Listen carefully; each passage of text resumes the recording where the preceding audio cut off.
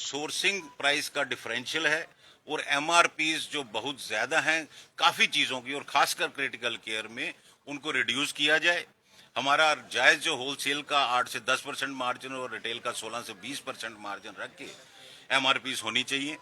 मगर हमारी आज तक सरकार नहीं सुन रही है ये गुहारें, जो ना तो पेशेंट केयर के हित में होगा ना और ट्रेडर या छोटे इंडस्ट्रीज के हित में होगा। 2011 में बेस्ट प्राइस आया जम्मू में, तो हमने देखा उसका क्या इम्पैक्ट था। 2021 में रिलायंस रिटेल आ गया जम्मू में, और ये सिर्फ रिलायंस एक नाम है, यहाँ पे बहुत प्लेयर्स आ रहे हैं जिनकी फंडिंग रिलायंस से भी ज्यादा है, जो हमने प्रेस नोट में पूरी डिटेल्स दी है उनकी। मैं मीडिया के माध्यम से ऑनरेबल गवर्नर साहब, लेफ्टिनेंट गवर्नर साहब मनोज सिन्हा साहब को अपील कर रहा हूँ कि काइंडली आप सब स्टेक होल्डर्स की एक मीटिंग बुलाइए, इंडस्ट्री से और ट्रेड फ्रेटर्निटी से, और हमें कम से कम सरकार गाइड करे कि ये जो चेन्स हैं इतनी बड़ी अरबों और खरबों रुपया इन्वेस्ट करके जो आ रही हैं और जिनकी सोर्सिंग प्राइस हमसे कम है, हम उनसे कैसे कम्पीट कर पाएंगे। मैं साथ ही अपने ट्रेडर्स कम्युनिटी और इंडस्ट्रीज भाइयों को भी अपील कर रहा हूं कि रातों रात कैसे सिचुएशन बदल रही है ग्राउंड पे।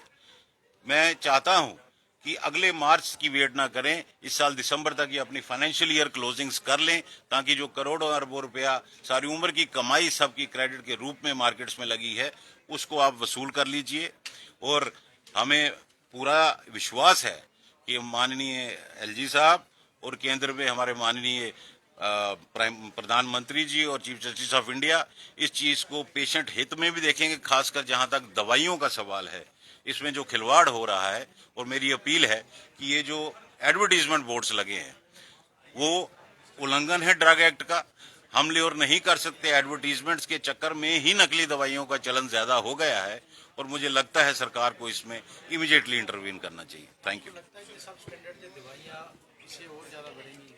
देखिए, आगे भी रिपोर्टिंग हो रही थी और अब आप मीडिया में ही देख लीजिए, इसका ज्यादा आना जाना हो गया है सुपीरियर और सब स्टैंडर्ड मेडिसिन का, क्योंकि किसके घर में कौन सा कोरियर पहुंच रहा है, कौन एडवर्टीजमेंट बोर्ड्स लगा रहा है, कानून का उल्लंघन करके लोगों को ल्योर कर रहा है, तो उसमें आंखों से तो पता नहीं लगेगा जब तक टेस्ट नहीं होगी दवा।